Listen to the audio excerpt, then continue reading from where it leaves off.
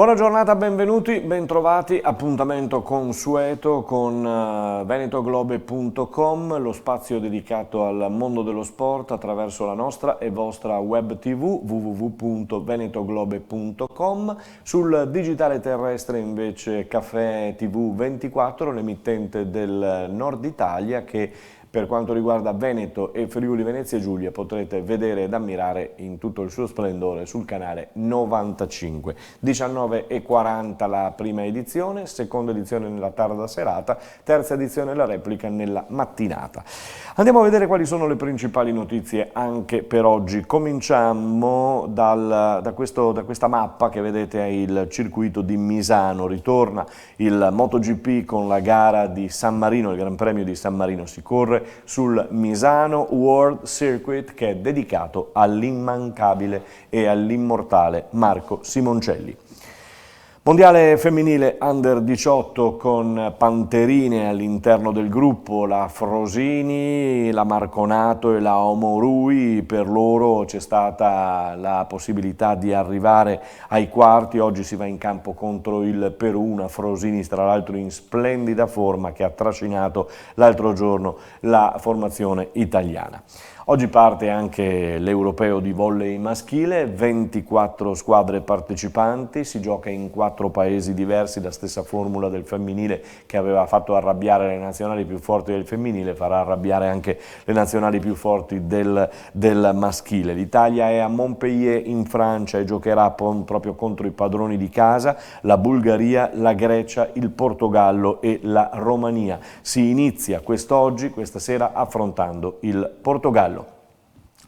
Parliamo di calcio perché la Serie A è pronta a riprendere dopo la pausa della nazionale e allora sabato Fiorentina-Juventus, che è sicuramente il match più importante, mentre il Napoli affronta la Sampdoria. Napoli che viene da una polemica scaturita dal tecnico Ancelotti, che di solito è molto parco, molto calmo e tranquillo, si è un po' arrabbiato con coloro che stanno lavorando all'interno degli spogliatoi, un autentico cantiere con imbianchini e altri lavoratori che stanno cercando di sistemare gli spogliatoi del San Paolo. Pensate, manca pochissimo alla gara, insomma c'è qualcosa che non funziona, ha detto Carletto Ancelotti. L'altra gara da segnalare sempre per iniziare sabato è Inter-Udinese. In Serie B vediamo le Venete, dopo la sosta per la nazionale, allora torna la pattuglia veneta con l'anticipo del 13 tra Pordenone e Spezia, mentre sabato giocheranno Cittadella-Trapani, è un Cittadella che deve assolutamente cominciare a fare punti, a muovere la classifica e a giocare meglio come chiede il suo tecnico Venturato. E poi c'è il derby tutto veneto tra Venezia e Chievo. Andiamo in Serie C, dove nel girone P le venete sono così abbinate: San Benedettese Arzignano, Cesena Triestina, Feralpi Salò Virtus Verona, Vicenza Rimini e poi la capolista Padova Carpi. È un Padova che fa già parlare di sé, è andato e prova la prima fuga del campionato. Passiamo alla Serie D, turno infrasettimanale ieri per il Montebelluna, che è andato in trasferta a Legnago ed è riuscito a portare a casa un pari, 0-0 il risultato al termine dei 90 minuti tra Montebelluna e Legnago, o se preferite tra Legnago e Montebelluna. Ad Adria, Adriese batte Este 1-0, va alla prima vittoria, i 3 punti importanti per la squadra di Tiozzo. Belluno batte Tamai 2-1, Campodarsego Delta Porto Tolle 0-0, Cartigliano batte Feltre 2-1, Luparense San Luigi 1-1, Clodiense Chioggia Ciarlins Muzzane 2-0. Chions e Mestre hanno invece pareggiato 2-2. Sentiamo il tecnico dei mestrini, Zecchin. Mister Zecchin, allora anche questa è una partita strana, anche questa risolta nel finale. Una tua analisi? La mia analisi, penso che nel secondo tempo abbiamo fatto un'ottima prova. Abbiamo creato tanto, abbiamo un loro portiere e niente, dobbiamo essere più bravi a venire in campo il primo tempo, non solo il secondo. Su questo dobbiamo lavorare parecchio perché partiamo sempre con l'handicap, anche se abbiamo preso gol verso la fine del primo tempo, però dobbiamo essere più bravi a fare la partita che facciamo il secondo tempo, quindi penso sia una questione fisica perché andiamo fino alla fine e quindi vedremo per mettere a posto. C'è proprio questa sensazione che la squadra cominci a macinare gioco nella seconda frazione di gioco. Sì, no, ma anche nella tensione, nella seconda palla è quello che risalta di più a me. Comunque è un bel punto per come si era messa la partita. E niente, non posso neanche dire niente sotto il punto di vista delle occasioni e degli impegni ai ragazzi, quindi metteremo a posto il più possibile in questi 2 giorni. Quello che si può recriminare è proprio appunto il rapporto fra occasioni avute e il risultato e gol fatti. Quello sicuramente sì, però se non li fai vuol dire che c'è qualche problema. Poi magari in altre partite fai 2 occasioni e le butti dentro tutte e 2, quindi questo è il calcio. E niente, comunque è un buon punto per come si era messa la partita. Si torna già in campo domenica al Baracca, altro avversario, prendere con le molle come tutti immagino. Penso che non dobbiamo vincere il campionato, quindi ogni partita sarà dura perché c'è chi deve vincere il campionato e chi deve salvarsi, quindi non c'è partita facile.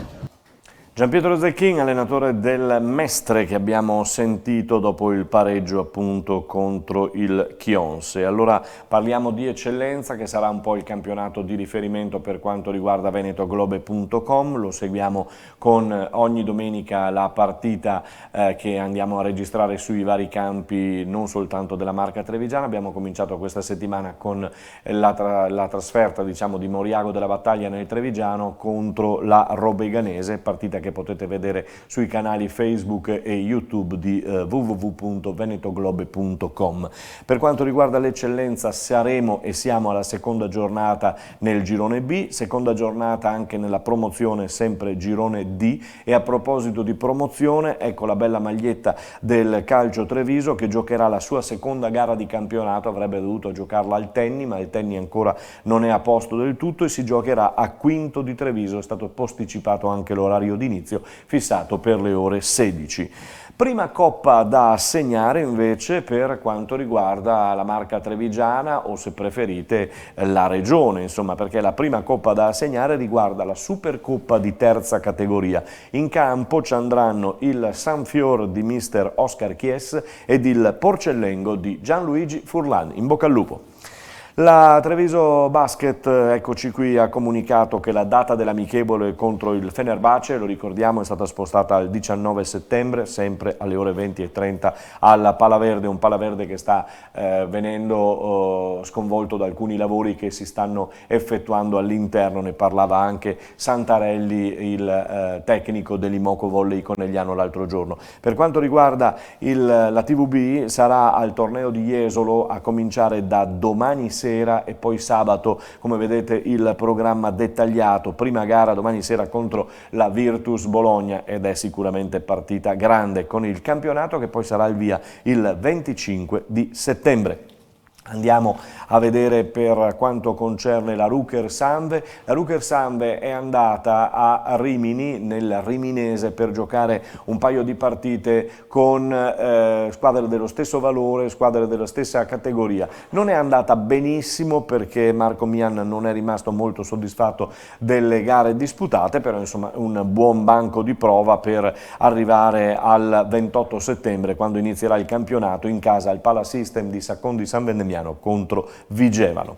E allora parliamo di volley, parliamo di Imoco Volley Conegliano. La formazione della compagine trevigiana si arricchisce della prima nazionale che è rientrata. Lei ha voluto rientrare prima ed è Jennifer Gertis, che tra l'altro è una nuova una new entry per quanto riguarda il roster, è tedesca ed è stata la prima ad arrivare. C'eravamo al Palaverde, sentiamo. Treviso, Palaverde. Do you remember your last match here, the fan of Imoco Volley? How do you feel to be here? Yeah, it's a pleasure for me to be here. Yeah, I have great memories to come back here. We had 2 good matches against Conegliano, And yeah, in the end, I'm happy that now I can play on the other side of the net. And yeah, it's a great experience for me, a new challenge, a new opportunity, and yeah, it's also a new experience because for me it's the first station abroad. Allora, si ricorda benissimo, si ricorda che in Champions League l'anno scorso abbiamo fatto 2 grandissime partite, è una bella sensazione essere dall'altra parte della rete, dice tra l'altro per me è la prima esperienza all'estero, quindi insomma le sensazioni sono molto belle. La sua valutazione sul suo europeo e su quello della Germania? What do you think about your European Championship with your national team, about your performance and about the performance of your team? Yeah, I'm super satisfied with our performance and also of my performance. But in the end, we had a great first round. We never lost a match except the last match against Poland and then the last tie break. So yeah, it was a little bit pity. We had a good match, a good quarterfinal, and yeah, but in the end, the better team won. It was Poland, and it was a little bit sad. But now, yeah, we are a little bit satisfied with our performance. È molto soddisfatta, nella prima parte del campionato europeo comunque non hanno mai perso, a parte con la Polonia. È un po' triste o comunque c'è un rammarico perché hanno perso quel tie break. Poteva in quarti di finale, quindi poteva esserci qualcosa in più, però alla fine è soddisfatta di come hanno giocato i campionati europei. L'importante è che io possa imparare a giocare veloce come fa Kimberly, sapete che insomma il nostro gioco ha questa caratteristica, se io riuscirò a fare questo sicuramente avrò delle buone opportunità di potermi giocare le mie chance. Le immagini erano della società, durante la diretta è stata effettuata dal Palaverde ed abbiamo conosciuto quindi Jennifer Gertus, tedesca, che è stata la prima tra le nazionali a rientrare. Lasciamo appunto che con calma arrivino tutte le altre che dovranno trovarsi tutte per entro domani, perché poi sabato l'intera squadra salirà a Cortina dove c'è da onorare un impegno con lo sponsor. Per quanto concerne invece il rugby, e allora tutto è pronto, il Benetton è pronto a scendere in campo, 2 saranno le partite con le zebre, di questo ricordiamo poi, ma andiamo a sentire Angelo Esposito che rientrato dalla nazionale, ma non abbiamo voluto toccare l'argomento nazionale con lui proprio per concentrarlo soltanto su Benetton. Sentiamolo.